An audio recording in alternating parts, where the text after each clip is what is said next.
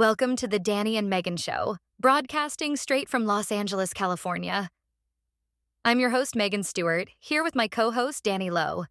Together, we bring you the most interesting, exciting, and trending topics of the moment. From deep dives into current events to fun and thought-provoking discussions, we've got something for everyone. So sit back, relax, and let's dive into what's making waves today. Get ready to uncork the truth about California wine, because today we are diving into an industry facing a whole storm of challenges.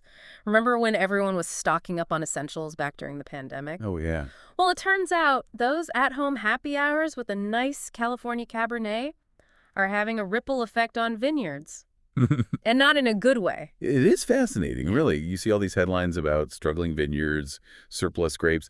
But then on the other hand, some of the bigger wineries are actually importing wine. So it's a weird sort of paradox. So it's like a wine glut, but not for everyone. How does that even make sense? Right? Well, we asked you to share some articles about this from the LA Times, San Francisco Chronicle, and Wine Searcher.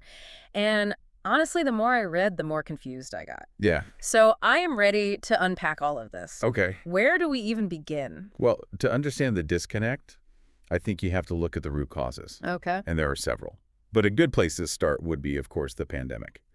Because that really set a lot of these changes in motion. The gift that keeps on giving, but maybe not in the best way this time. Right, exactly. We all remember the great toilet paper shortage of 2020, but wine sales also surged Oh, yeah. as people hunkered down at home. Definitely stocked up on some of that. Growers saw this huge spike in demand, and naturally, they thought it would continue. Of course, who wouldn't? So they did what anyone would do. They planted more grapes, way more grapes. Uh-oh. And that decision is a big part of what we're seeing play out now. It's that classic boom and bust, right? But it's not like people just stopped drinking wine, right? They didn't stop drinking wine, but here's the thing. Wine is facing, well, the industry in general is facing a bit of a generational shift. Interesting. Millennials and Gen Z, they aren't turning to wine the way, say, boomers did. Really? Yeah, they just have different drinking habits. They're choosing hard seltzers, craft beers, cocktails, instead of, a glass of Chardonnay after work. So it's not that they're drinking less overall, their tastes are just different. Exactly. And this is key. Those who are choosing wine are increasingly going for those higher-priced bottles. They're looking for things like organic, sustainably produced, those sorts of things. And that's a market shift that a lot of mass-produced California wines are just not really in a place to, well, it's harder to break into that market. That makes sense. We see that in so many areas these days, right? Like a move towards quality over quantity, caring about where our food comes from, how it's made. Right. And from what I was reading, it seems like the California wine industry itself might actually share some of the blame for this. Yeah, to a degree, yes. How so? For decades now, the focus has really been on producing just massive quantities of inexpensive wine. And that works when demand is high, but it becomes a liability when those consumer preferences start to shift toward things like premiumization, sustainability. Okay, so let's recap for a second because we've got a lot going on here. Yeah. So we've got this oversupply from the pandemic boom. Younger generations are switching to White Claw or wanting a really nice, expensive bottle of wine. And a lot of big California vineyards are struggling to adapt. Exactly. But it's even tougher for these growers, right? There's more to it. Unfortunately, yes. All of that, and then you layer on intense competition from foreign wines. Places like Chile, Argentina, even countries in Europe are producing some really drinkable wines. Oh, yeah. And they're doing it at a lower cost. And that puts California growers in a very tight spot. Because they have to compete with those cheaper imports, which is hard enough, but they're already dealing with all these other challenges at the same time. You've got it. And this is where we see that paradox play out. Big wineries, they have the established distribution networks. They can afford to import those cheaper wines to meet that demand. But the smaller vineyards, they're kind of stuck, with all these grapes that they can't sell. I can't imagine the stress. We always hear those stories about these small family-owned vineyards that have been around for generations. What happens to them in all of this? It's a very real concern. And honestly, we haven't even touched on the environmental challenges that they're facing at the same time. Things like wildfires, drought. I mean, those have been devastating for a lot of growers. It's like one thing after another. One of the articles said something like 400,000 tons of grapes were just left to rot last year. 400,000 tons. It's a staggering number, and it translates to millions of dollars in lost revenue for an industry that's honestly already on shaky ground. Yeah. Sadly, it's a story that we're seeing play out across California wine country. It's a lot to take in, honestly. It really does feel like California wine country is caught in this perfect storm of challenges. Yeah. And with 400,000 tons of grapes going unused last year, I have to ask, what can these growers even do at this point? Well, they're not just, letting the vines wither and die. One thing they're doing is lobbying for more government support. To kind of help keep them afloat with all of this. Exactly. They're asking for things like help with pest control, which has been more challenging, of course, with climate change, and farm worker housing, which is a huge issue that affects, how much labor costs. And then, of course, water access, especially given the droughts that California has had. Right. It's about making sure they can even operate in the first place. But aside from hoping for government assistance, are there other things the industry itself can do to try to adapt? There are, but it requires a pretty fundamental shift. Some experts think that California wine needs to move away from that high-volume, low-cost model. Instead of trying to compete with those cheaper imports just on price alone, they have to give people a reason to choose California wine, even if it costs a little bit more. Precisely.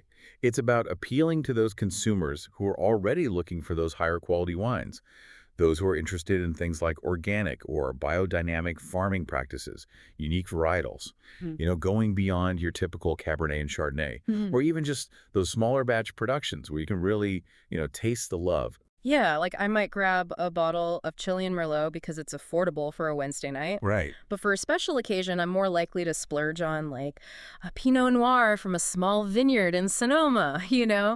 It's an experience. That's a great point, and you hit on something really crucial there. It's not just about the wine itself, it's about the story behind it. Totally. That sense of place, Yeah. the commitment to sustainability. These are all values that really seem to resonate, especially with younger generations. So it's like California wine needs to find its niche again, like tap into that craft appeal. But realistically, can every vineyard make that shift? That's a good question. It's a huge challenge, and honestly, not every vineyard will be able to make that transition. Right. Some growers are having to make really, really difficult decisions. Yeah. In fact, some of the articles mentioned growers ripping out their vines and planting different crops altogether. Like what are they planting? I can't picture like rows of corn stalks replacing those vineyards. Well, almonds and pistachios have become pretty popular alternatives. Yeah. Really? Is that just because those are more drought tolerant, or is there more to it?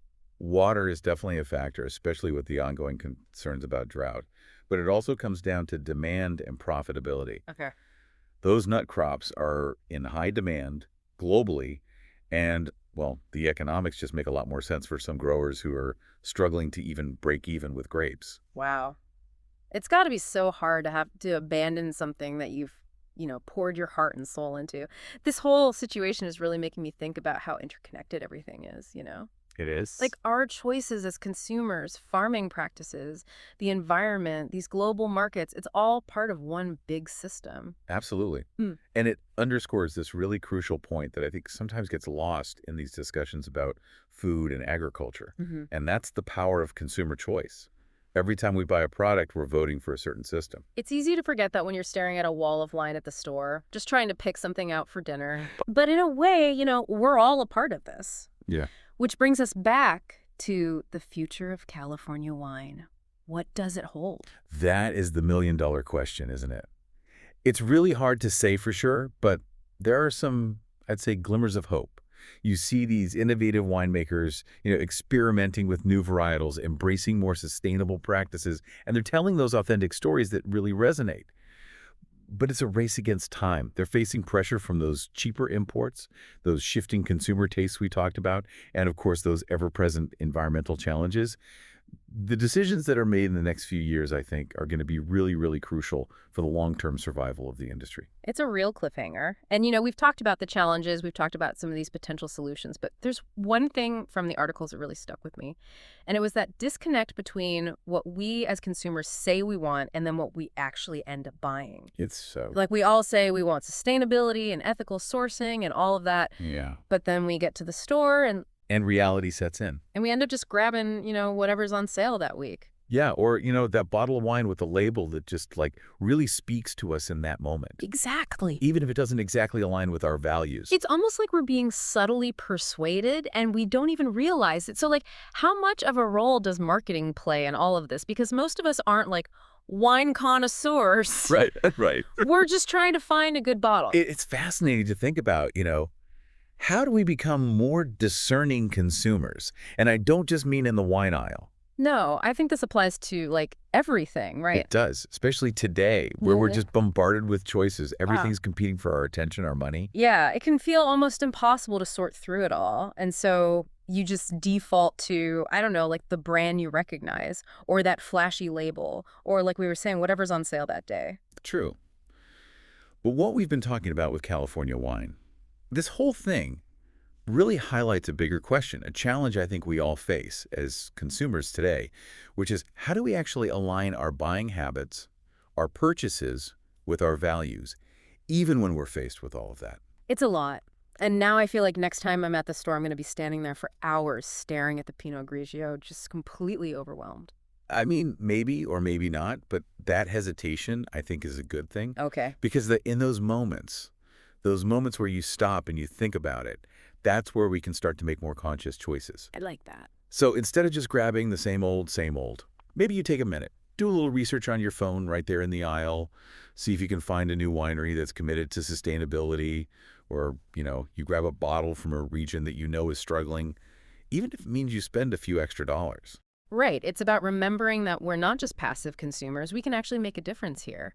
And that comes with, like you said, being more informed, thinking about the story behind the label, and really trying to support businesses and practices that are doing things the right way. Perfectly said. It's about recognizing that our choices, even the little ones, they have these ripple effects that go way beyond just us. Our choices impact these farmers and these communities, even the planet as a whole. Wow. That's powerful stuff. Yeah, it really is. Well, on that note, I think we should probably let our listeners go and ponder all of this. Probably a good idea. This has been quite the deep dive into the world of California wine. It has. It's been great unpacking all of this with you. Hopefully everyone listening feels a little more empowered, maybe a little more informed to make some good choices out there, not just about their wine, but about, the world they want to live in. Cheers to that. And to everyone listening, as always, thanks for joining us. We'll see you next time. Thank you for tuning in to the Danny and Megan Show. We hope you enjoyed today's episode and found our discussions insightful and entertaining. If you did, be sure to hit that subscribe button, like this video, and share our content with your friends. Don't forget to check the links in the description for more resources related to this episode. We're back every day with fresh topics, exciting recommendations, and the latest trends in books, cinema, and news. Stay tuned for more engaging content, and we can't wait to share our next adventure with you. Until next time, keep exploring and stay curious.